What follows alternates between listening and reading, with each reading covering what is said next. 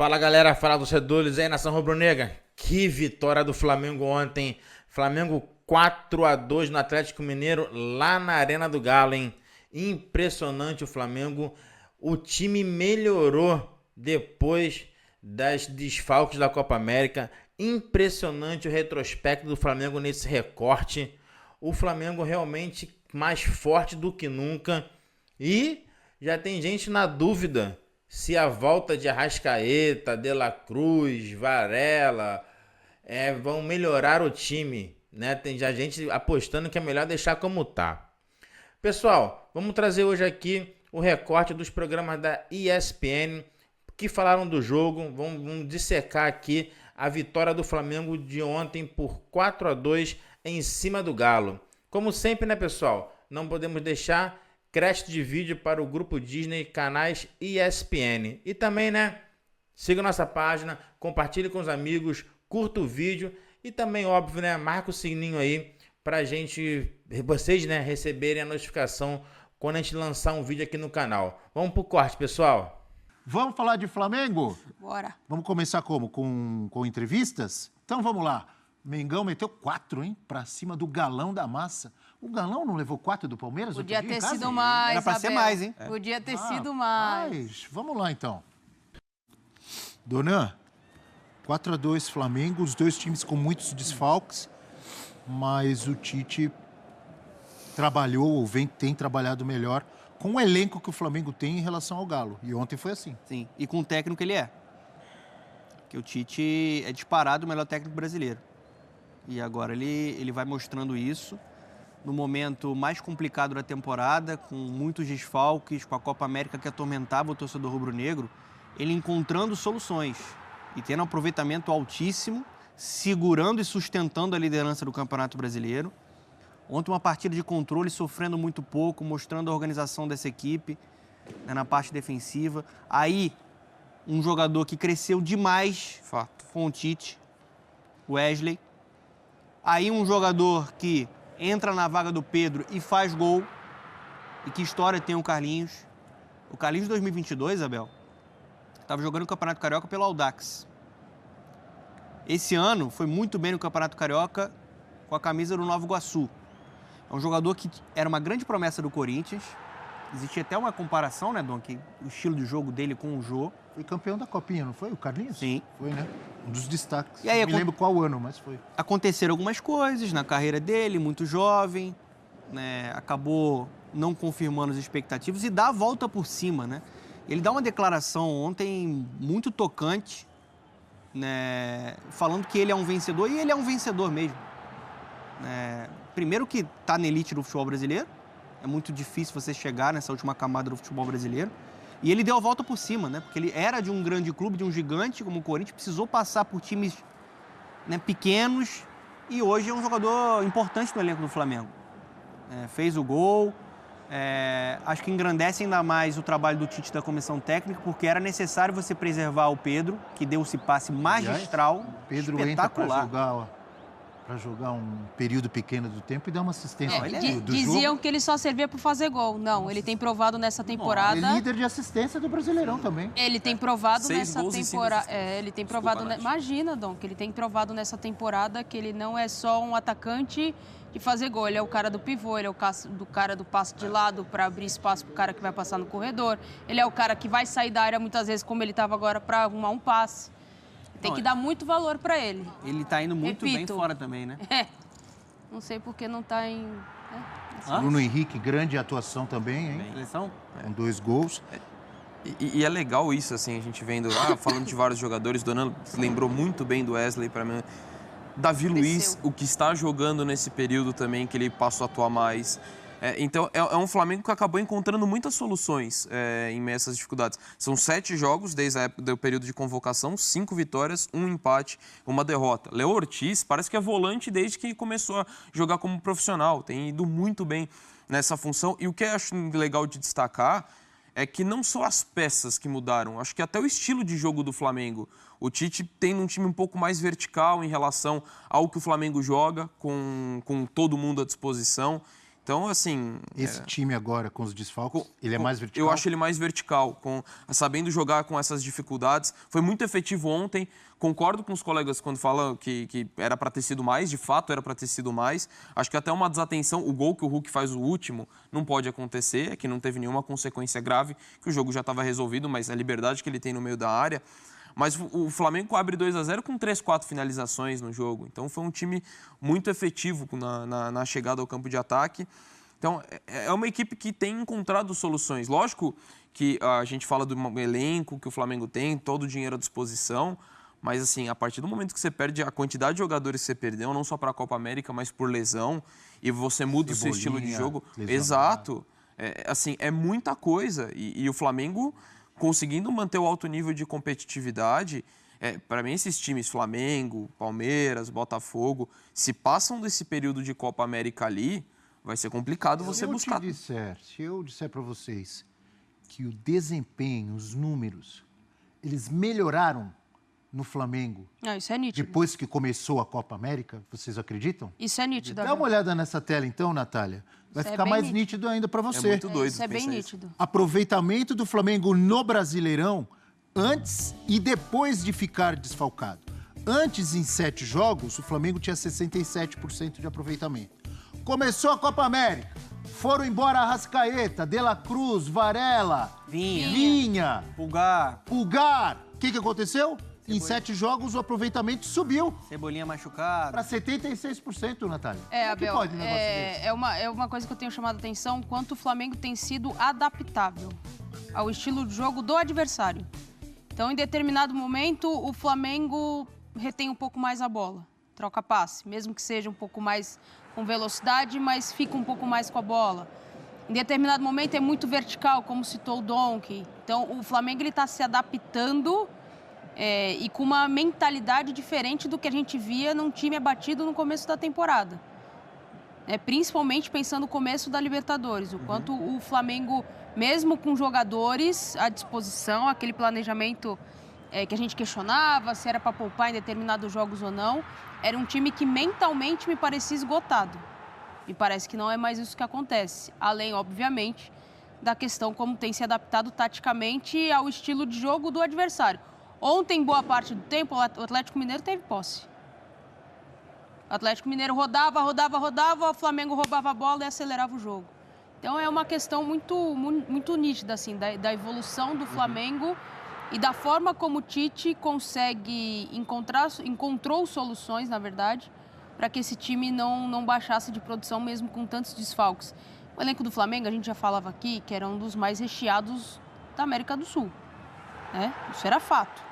E está sendo provado agora, mesmo com tantos desfalques, o Flamengo continua jogando e está jogando até melhor do que jogava. O Tite sempre falou muito sobre a questão do equilíbrio, Esse ponto que a Nath toca, ele é muito importante, porque o Flamengo, nos últimos jogos, ele só teve mais a posse de bola contra o Atlético Paranaense. Ele teve menos posse de bola contra o Cruzeiro, contra o Galo, contra o Bahia, contra o Grêmio. Contra o Bahia ficou muito nítido, Sim, mas aí é uma estratégia de um Tite que tem esse repertório e essa leitura de tentar extrair o máximo da característica dos jogadores que ele tem. Por exemplo, ontem o Lohan não foi titular, mas o Lohan é um jogador com muita potência, com muita velocidade para fazer essa transição ofensiva, é um tanque. E ele dá essa velocidade por dentro. O Luiz Araújo também é esse jogador de velocidade e cresceu demais, está jogando muito o Luiz Araújo. Por dentro, muitas vezes, Não só pela direita, ele vem por dentro. Ele consegue dar essa movimentação importante para você desestruturar a linha defensiva adversária. Um jogador que cresceu. Então, o Flamengo hoje, de um Tite que em vários momentos de maneira, para mim, equivocada, foi rotulado como um técnico retranqueiro, ele tem o melhor ataque do Campeonato Brasileiro. Produz, quando precisa ter a posse de bola, ele tem essa capacidade de envolver o adversário. Quando ele precisa ser um time vertical para atacar as costas da defesa adversária, ele também entrega isso. E algo importante, que aí é um retrato também do trabalho da comissão. A gente sempre fala da comissão, não só do Tite, do Clebinho, mas também do filho dele. Bola parada. O Flamengo tem feito muitos gols de bola parada. Isso aí é trabalho. Variação de jogadas. Ontem o jogo era complicado no início, o Flamengo mostrou essa eficiência e a força de um trabalho maduro, de um time que tem um leque de opções para atacar, que tem um plano de jogo, tem um padrão. Aí o Luiz Araújo bota essa bola na segunda trave para o Bruno Henrique chapar e fazer 1-0. Então, assim, é uma atuação que é manifestação de força. O Flamengo, quando veio a Copa América, o Flamengo estava dilacerado. Meio-campo titular. Não tinha Pulgar, De La Cruz e Arrascaeta. E aí você perde o Cebolinha, que sempre foi um cara muito importante na era Tite, pelo lado esquerdo. Olha a importância de você ter um Bruno Henrique. Ontem teve uma boa atuação, com 2 gols. E o Gerson, o que tem jogado, o Gerson esse é brincadeira. Você falou muito sobre o Pedro, acho que Pedro também, né? E ele voltou para a posição dele, né? Ele sai ali aberto pelo lado direito para jogar mais liberado pelo meio. mais avançado. E à vontade. Sim. Às vezes ele vai aparecer do lado direito aberto, mas ele sempre com essa liberdade de ficar se mexendo ao longo do campo. O Gerson ele já teve ótimos momentos com a camisa do Flamengo. Sim. O Coringa, 2019. Mas ele nunca foi tão protagonista como a gente está vendo nesse período da Copa América. Sim. Ele é o dono do time. Tudo passa por ele.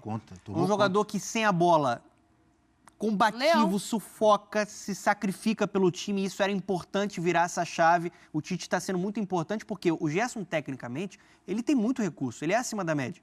Então, se ele conseguisse equilibrar a qualidade que ele tem com a bola, com essa capacidade de marcar, de deixar o adversário desconfortável, é jogador de primeira prateleira tipo no país. Ramos Rodrigues contra o Brasil. Agora tá jogando muito. O Gerson é um dos melhores jogadores do Campeonato Brasileiro. Eu acho que ele, o Pedro e o Matheus Pereira são os caras ali que estão brigando. Mais por isso. regulares, né? Eu concordo com o trio ali. Eu até colocaria O trio, desculpa? Pra mim, que brigam pelo Campeonato Brasileiro? Gerson, Pedro e o Matheus Pereira, do Cruzeiro. Luciano do São Paulo. Também tem o sido. Júnior Santos do Botafogo, eu acrescentaria esses dois aí. O Estevão faz um bom campeonato. Estevão, o no Rafael Veiga Palmeiras. crescendo também de Pra produção. mim, eu ainda colocaria o Pedro como o grande craque do Campeonato Brasileiro até o momento. Eu acho que é o principal jogador. Mas eu acho o Gerson um cara mais influente do Flamengo. Eu acho que ele dá mais a dinâmica, ele determina mais como é o jogo do Flamengo, a presença dele. É que o Pedro sobra. Assim, a Nath já falou muito bem. Artilheiro e garçom, quanto tem sido fora da área, mas assim, o jogo do Flamengo passa muito pelo Gerson. Já era assim um pouco antes da Copa América, depois então... Títulos que não foram assinalados pro Flamengo, poderia ter sido uma goleada ainda maior por conta disso. É importante por conta de saldo de gol. Sim. Então é uma briga ali, com o Palmeiras principalmente, com o Botafogo. Então assim, de novo, uma arbitragem desastrosa.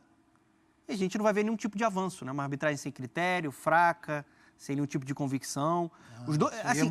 Isso aí é profundo, a gente já sabe. Mas como o Simon já falou várias vezes. Você tem a ferramenta, Abel, para ver, você tem a tecnologia para ver o lance. Mas eles não sabem usar Cadê a ferramenta. profissionalização dos árbitros, Exato. uma melhor preparação, não é? Sim. Tudo isso é importante. Os próprios clubes trabalharem antes do campeonato para que os árbitros tenham condições de trabalho, de recuperação, psicológico, trabalho físico. Muitas vezes o árbitro, além de ter outro emprego, porque ele não é profissional, óbvio que eles ganham para apitar, mas não são profissionalizados na arbitragem. Quase todos têm que ter outro emprego. Além disso, o cara, para se recuperar, tem que se recuperar sozinho, tem que procurar um fisioterapeuta, tem que fazer o treino dele. E ter um respaldo maior, na minha opinião.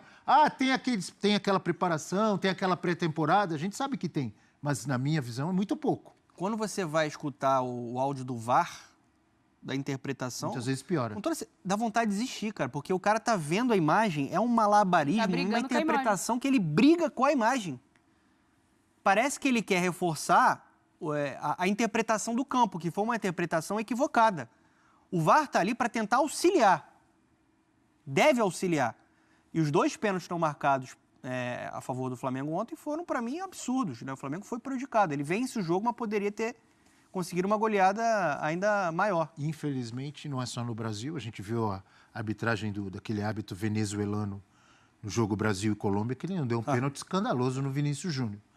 Mas a gente segue aqui na batalha. Ainda tem rodada hoje, dona. Tem mais quantas aí? Tem algumas, tem mais tantas. Voltando ao elenco e às pretensões do Flamengo, o Flamengo pensa em repatriar, em trazer de volta o Lucas Paquetá, formado no Flamengo, na base rubro-negra, está no West Ham, está com todo esse problema lá da investigação sobre manipulação, cartão amarelos recebidos na Premier League que poderiam ter beneficiado aí apostadores, mas o Flamengo sonha. Olha aí, Lucas Paquetá desde a estreia pelo West Ham, 84 jogos, 13 gols e 14 assistências. Participações em gols dá 27, e aí tem as médias de chances criadas, ações com bola por jogo e posses recuperadas. Jogador titular de seleção brasileira, jogador de Copa do Mundo, ninguém questiona e ninguém tem dúvida, ou será que alguém tem, do quanto acrescentaria o Paquetá, ainda mais nesse time, nesse elenco do Flamengo, né? Seria, se não for caso se concretize, tá, se não for a maior, está entre as 3 aí maiores contratações da temporada, né? Pode falar de Felipe Coutinho, a gente pode falar de Felipe Anderson, enfim. Em valores de fato, Abel. Almada no Botafogo, diga, Natália. Não, em valores de fato, né? Os valores pretendidos pelo West Ham para poder liberar. A gente até falava no off, né, Dom, de que seria uma venda e não um empréstimo. O West Ham não tem interesse em emprestar, apenas em vendê-lo. Agora, tem toda a situação que precisa ser resolvida junto lá ao departamento fiscal da Premier League. Vamos ver como a FIFA vai proceder em relação a isso também, porque o assunto é grave. A informação é que o Flamengo até contratou uma empresa de advocacia, né, um escritório especializado nesses assuntos de futebol, assuntos relacionados à FIFA, para ter segurança para contratar ou não, porque até para colocar uma cláusula, é um risco, né? de você gastar um dinheirão e você depois... tem que colocar uma cláusula, porque caso aconteça alguma coisa, o salário do Paquetá não vai ser qualquer moeda, né? Vai ser muita. E além do salário, a grana que você vai ter que pagar para o West Ham para trazê-lo, já que o West Ham não quer emprestar. Então, de repente ele ser condenado e não poder jogar mais. Mas em nível técnico, um clube, pensando em futebol nacional, acrescenta demais. Mas eu vou te falar, assim... Inegável. Desculpa até, assim, a negociação sendo em definitivo, eu acho que não faz sentido o Flamengo ir para um movimento mais agressivo para você gastar dinheiro para comprar um atleta que tem uma situação de uma possibilidade de uma punição, né, que pode afetar a continuidade da carreira dele. A menos que você tenha alguma informação que te garanta isso, né? Seria muito arriscado, porque Exato, a gente não está falando de pouco dinheiro. A gente está falando de um jogador que o West Ham investiu 60 milhões de euros. E quer a compensação mínima nisso. Então, assim, é muita grana. Seria disparada a maior contratação da história do futebol brasileiro. Óbvio, o Flamengo não ia chegar com uma proposta de 60 milhões de euros. Mas mesmo assim, é muito dinheiro para você encaminhar para um jogador que tem uma possibilidade concreta de punição. Se fosse uma negociação por empréstimo, aí eu acho que seria muito mais viável e faria muito mais sentido, porque você pode colocar uma cláusula no contrato, se acontecer a punição, você está de acordo e tem um rompimento, né, de contrato nesse sentido. É o que eu pensei. A grana que o Flamengo teria que investir e dar ao West Ham, acho que essa grana não volta, né? Não volta de jeito nenhum. Como é que você vai por cláusula? Não tem como voltar. O West Ham não vai aceitar? Por mais que o West Ham abaixo dos 60 milhões, que seria, né, o mínimo pretendido partindo do pressuposto que pagou isso. Se o West Ham pedir 50, 40, a gente está falando de coisa de mais de 200 milhões, Abel. É muito dinheiro para você investir num jogador que você não sabe como é que vai ser a vida dele daqui a um ano. É isso aí, pessoal. Esse foi o corte da ESPN Sport Center e também do ESPN F360 para falar um pouco sobre o jogo de ontem. Primeiro eu trouxe o corte, agora a minha opinião do jogo, né? Sensacional o Flamengo.